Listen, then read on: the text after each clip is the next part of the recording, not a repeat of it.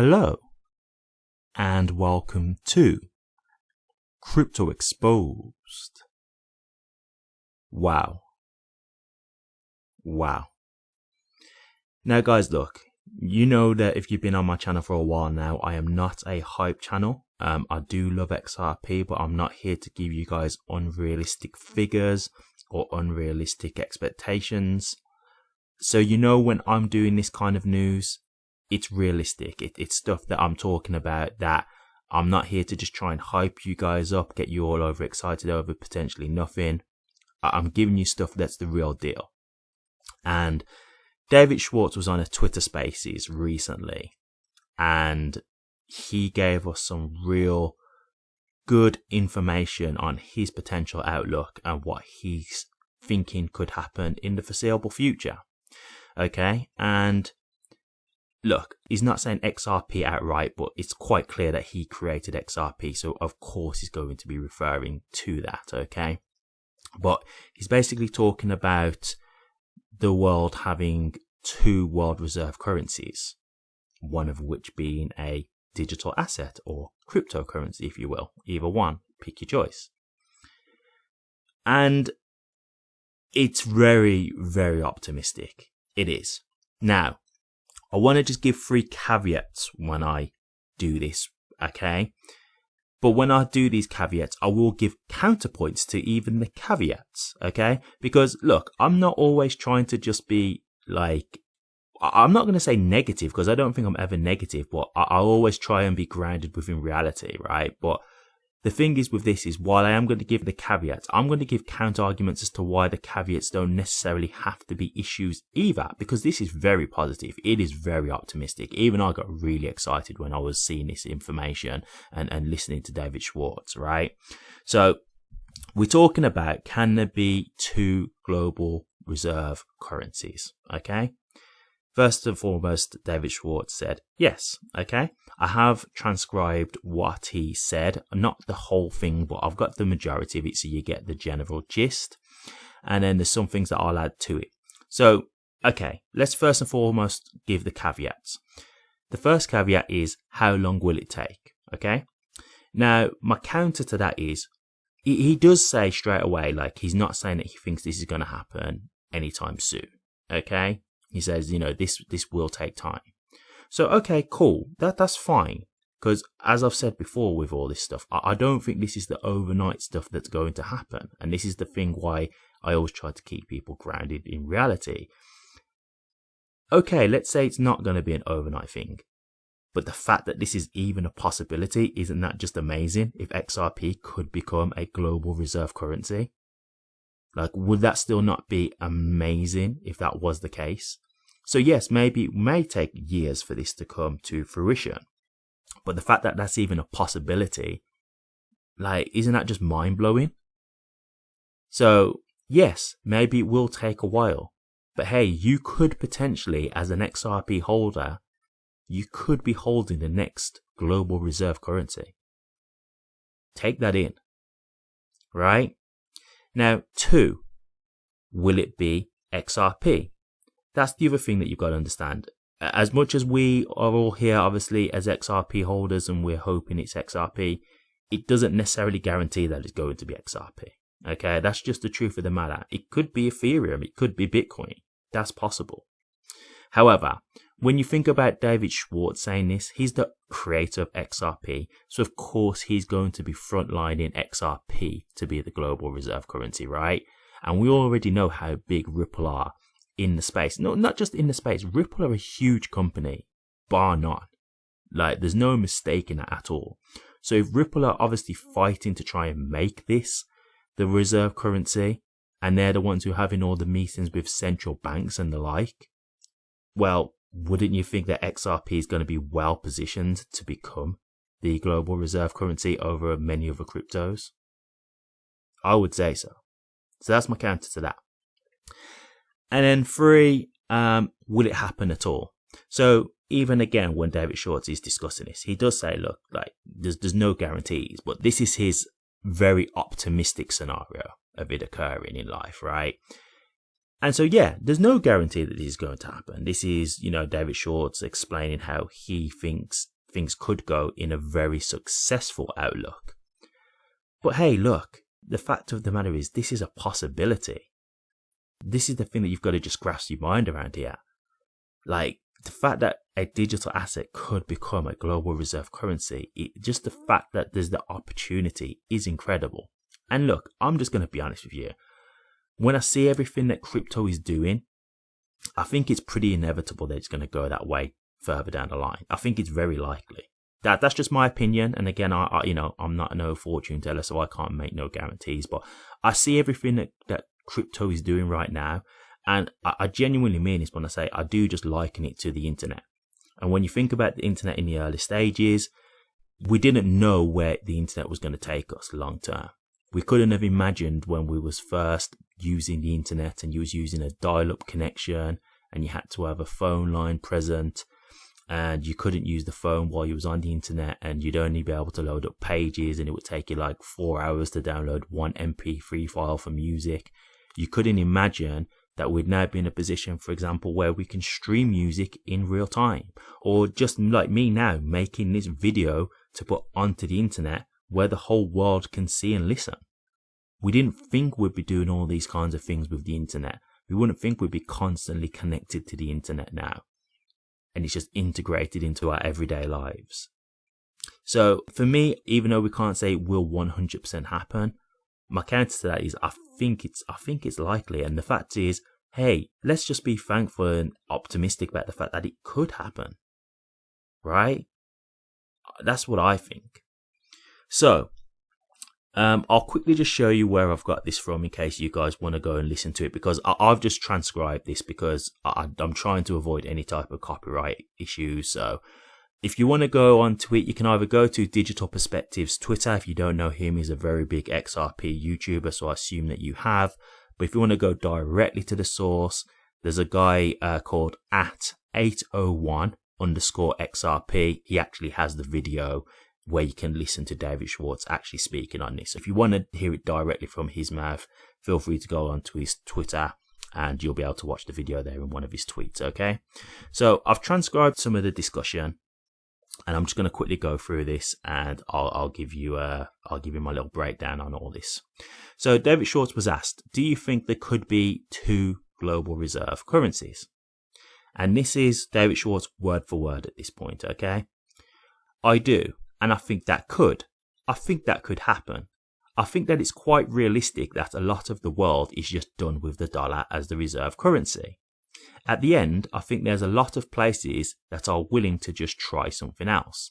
And one of my scenarios, and I don't think this is going to play out quickly, but like one of my wild case success scenarios for a digital asset is if countries start to realize that the US dollar is not going to be the reserve currency forever. Wow, man. Wow. It's just mind-blowing stuff here. Real mind-blowing stuff. And you've got to think, this is what David Schwartz probably had in mind when he was creating XRP, right? He's trying to create an incredible asset. Or even if that wasn't his mind frame at the time, maybe over time as he's realized how useful cryptocurrencies are, because maybe in the very early stages, sometimes when you create things, you don't always understand how big it's going to be, right? Sometimes you just create it and you just see what you can do. So even if it wasn't at the time, but like maybe as all this was unfolding and he was saying like, man, like this crypto stuff is really becoming big and like there's actually utility in some of these cryptos and things that we can do that can change people's lives. And then he started to see this scenario in his mind of what crypto can do. Really, really incredible. And so we've got some more stuff that he spoke about in regards to this now. And some of this I've just noted down because I was getting a bit tired of like trying to keep writing these exact words. So some of this is going to be my interpretation, but you're going to get the gist of what he's saying. So he was talking about when he was selling software to banks and what people were saying to him in regards to him trying to sell like RippleNet and stuff to banks, right? And this is how he likens it in terms of currencies wanting to get away from the dollar. So he said, when we sold software to banks, they said, why would we use software by you when we could use software made by a bank? So in regards to that, the problem with that is, right, if you've got banks who are making the software, right, think of like the real biggest banks, okay? You know, the real top banks like your JP Morgans, Deutsche Bank, you know, these like real big banks, the banks that are probably not really going to go anywhere. Well, the issue is, let's say they make this software for banks. They're only going to make software that's ultimately going to benefit them, right? They're not going to make software that's going to make like a level playing field for other banks, because that will obviously take away their grip, their stronghold in the market, right? So the fact is, if you think of all the other banks that are smaller than the JP Morgans, the Deutsche Banks, etc., etc., well, okay, yeah, they're getting to use the software, but it's actually really benefiting the bigger banks. So just think of it as like the rich get richer and the poor get poorer, right? So it's like, yes, these smaller banks and they're getting to use this software, but it's really benefiting the bigger banks and you're staying under their chokehold, right? You're just basically improving the bigger bank stance because they're the ones really getting the greater reward from it. So the benefit of obviously using like Ripple software is, hey, we're trying to level the playing field here. This isn't software made by the big banks. This is software made by us, and this is software that's being fair, right? Everybody can use it. You haven't got to be a big bank to use it. You can be a smaller bank to use it. And that's where XRP is so beneficial for the smaller banks, because the way Nostro-Vostro accounts work is the bigger banks are usually the ones who have Nostro-Vostro accounts, right? And so if smaller banks want to utilize cross-border payments, they would actually normally pay a fee to the bigger banks because they can't afford the capital to have Nostro-Vostro accounts.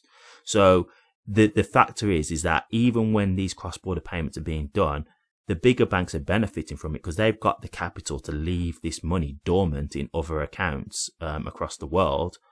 But the smaller banks can't do that, right? So if you just liken it to like phone networks, right? So I'm going to just have to say UK here because I'm not really based in America, so I don't know what the big networks are in America. But in the UK, you've got, like, for example, like EE, you've got Vodafone, you've got O2, right? So those are like the real big networks, right?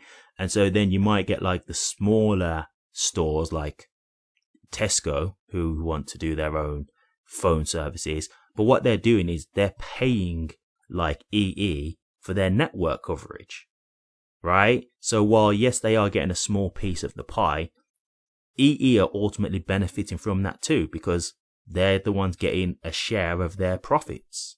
Do you see what I mean? So the bigger network is still really ultimately benefiting from Tesco's business because they're too small. They can't put up their own signal coverage. So it's the same for banks.